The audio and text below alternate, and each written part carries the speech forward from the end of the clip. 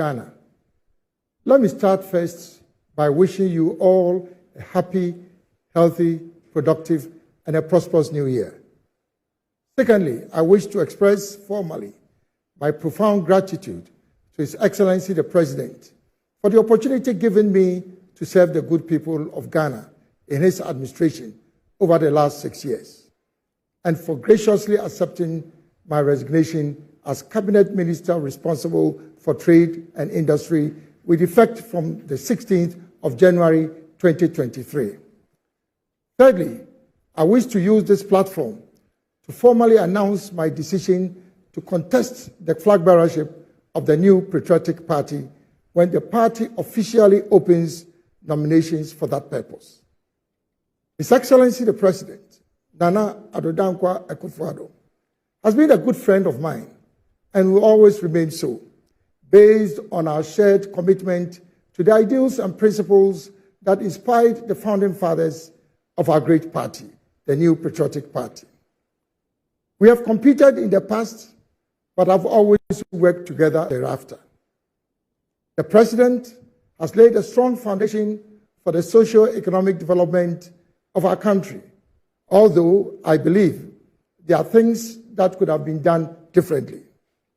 My vision is to build a superstructure on this foundation that will bring prosperity to our nation. The pre-COVID-19 performance of our economy, the flagship programs including the free SHS, the One District, One Factory initiative, the Planting for Food and Jobs program, the Agenda 111 project, and the COVID-19 response initiatives are all testimony of the strong leadership that the President has provided over the last 6 years. In spite of all the above, however, it is an undeniable fact that the combined effects of the COVID-19 pandemic and the Russia-Ukraine war has stampeded our country into a crisis of unprecedented proportions, with the negative impacts on the economy, on businesses, and on our social lives. I have no doubt that the anticipated International Monetary Fund IMF support package will restore confidence in our economy and bring it back to pre-COVID levels. Fellow countrymen and women, this is the 17th time that we have gone to the IMF over the last 57 years. We promised never to go back, but we've gone back. One of the lessons that we have learned from the recent developments is that Ghana's economy is still fragile, vulnerable, and susceptible to both external and domestic shocks. This primarily is as a result of the fact that our economy is highly dependent on the export of commodities with little or no value addition. Indeed, the 5.1% projected GDP growth for the Ghanaian economy for 2023 is based on the anticipated increase in commodity prices. To avoid going back to the IMF, we need a new plan, a plan that will lead us to a more self-reliant and resilient economy. That plan must move Ghana from stability and growth to transformation. Fellow countrymen and women, if by the will of God and through your goodwill, I'm voted first as the flag bearer of the NPP and subsequently as President of the Republic in the next general elections, I will become the transformational leader of our time, who will build on the foundations that have been laid by successive leaders of our nation over the last 65 years. To achieve this strategic goal of transforming our dear country to become the shining star of the new Africa, I will, as President, launch and lead the execution of the Great Transformational Plan, GTP of Ghana, which will span the period 2025 to 2030. The post-COVID economic recovery program, currently being implemented with the anticipated support from the IMF from 2023 to 2025, will be a transitional economic program leading to the rollout of this great transformational plan. Countrymen and women, before I proceed to provide a brief insight into the key elements of this great transformational plan, 7 critical considerations will need to be taken into account to guarantee the success of the plan. First, the primacy of the private sector in our national development agenda. The private sector, both domestic and foreign, formal and informal, has to be at the center of our transformational agenda. The government's focus must be to facilitate the process of making our private sector competitive by creating an enabling environment for businesses. 2, attitude to work and enforcement of discipline. We as a people should appreciate the need for discipline in all spheres of our national lives and change our attitude to work. Whether you are working for the private sector or for government, as a worker, you are not doing a favor to your employer. It is your duty to ensure that you earn your living from the efforts of your labor. 3, corruption and petty theft or thievery, particularly from the public purse, deny our country the benefits of utilizing its tax revenue and other resources for the development of our country. 4, the arrogance of power has been a major obstruction to progress in our country. People in positions of authority must understand that leadership is an opportunity to serve the people and not to lord over them. In servant leadership, humility is an asset and not a weakness.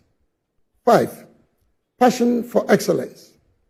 As a country, we must celebrate competence and excellence and not mediocrity.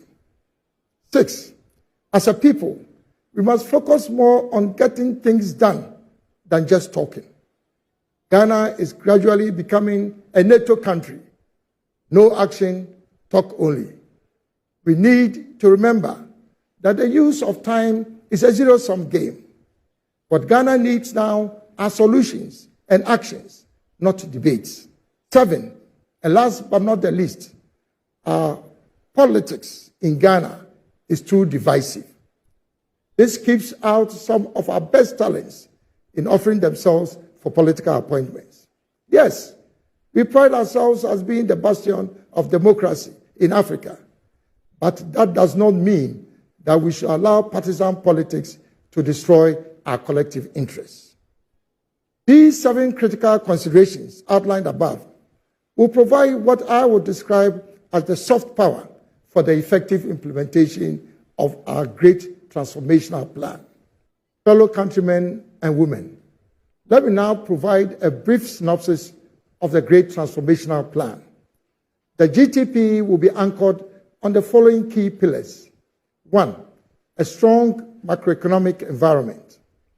The success of the GTP will depend primarily on strong macroeconomic fundamentals, which would include, among other things, a stable currency, low inflation, sustainable debt levels, revenue optimization, and tight expenditure control to guarantee fiscal balance, low competitive interest rates, strong external reserves backed by high levels of liquidity to support the financial sector.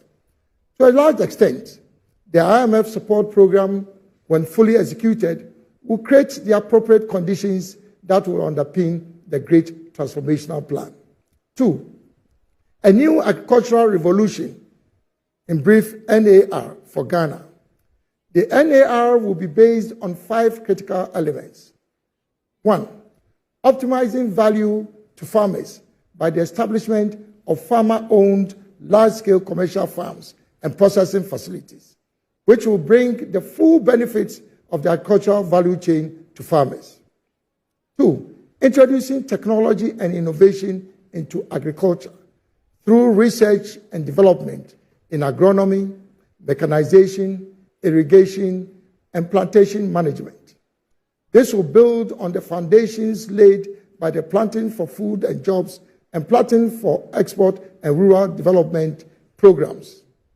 Our farmers cannot be competitive without technology and innovation. 3, the establishment of licensed food distribution and marketing companies by the private sector throughout the country at the district level to be supported by the government. These companies will constitute a vital link between farmers and market queens in the urban and peri-urban areas. It will be complemented by the introduction of a digitized food distribution and marketing online platform, which will connect producers to buyers and consumers. 4, the strengthening of the Ghana Commodity Exchange as the marketplace for all actors in the agricultural value chain. 5, deepening the current regime for lending and financing for the agricultural sector. 6, enhancing the deregulation of the cocoa sector by deepening private sector participation in the buying and marketing, including export of cocoa. 7, mass citizens' participation in agriculture by introducing an Operation Own a Farm program for the Ghanaian citizenry in general. 3, industrial transformation. This will build on the successes of government's 10-point industrial transformation program, including the One District, One Factory initiative, the establishment of strategic anchor industries to diversify the economy beyond cocoa and gold.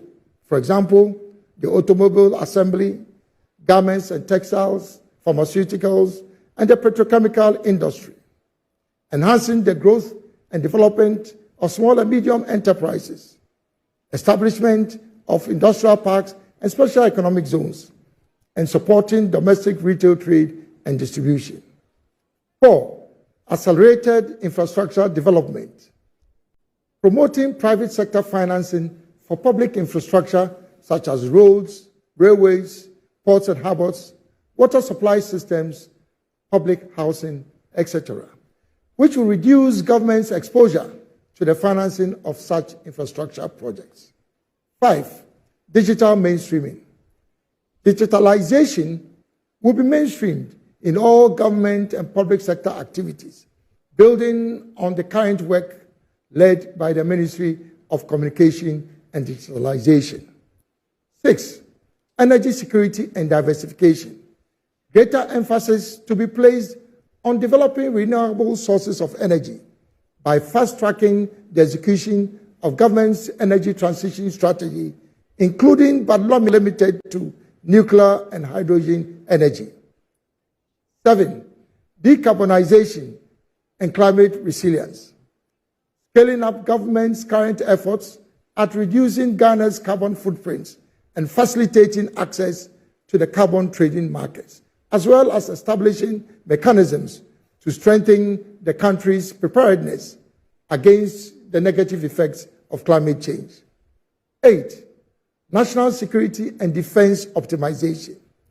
Deploying resources to strengthen national security and defense mechanisms and infrastructure to deal substantively with emerging security threats and challenges, particularly in the Sahelian region. 9, downsizing government. The architecture of government will be overhauled by consolidating some existing ministries, departments, and agencies.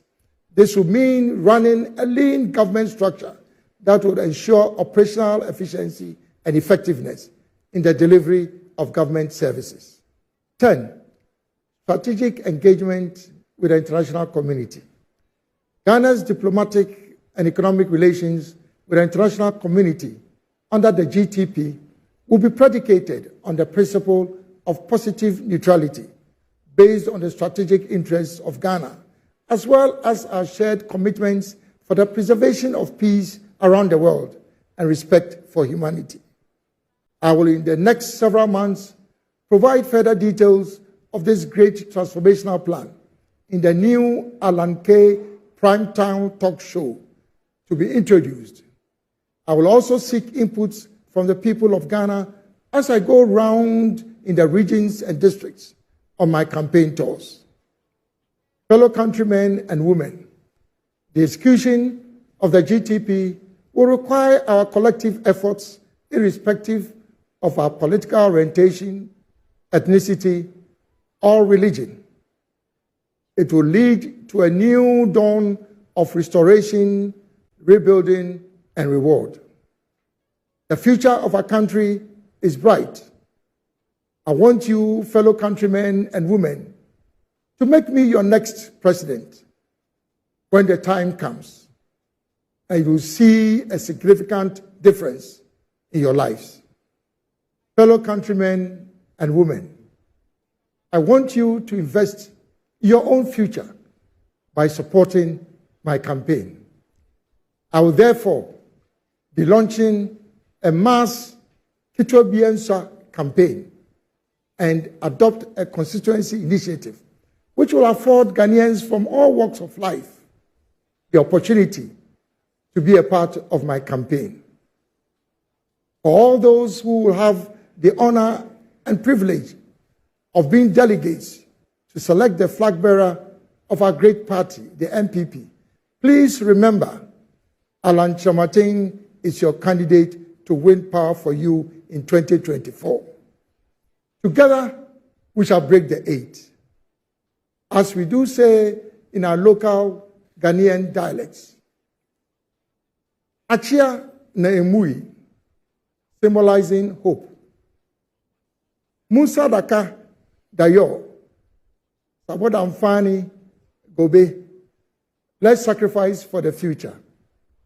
Ekpedeka metunaho, a symbol of unity and collective effort. Mofia mobayeni, we shall all enjoy. God bless our homeland Ghana and make our nation great and strong. I thank you for your kind attention.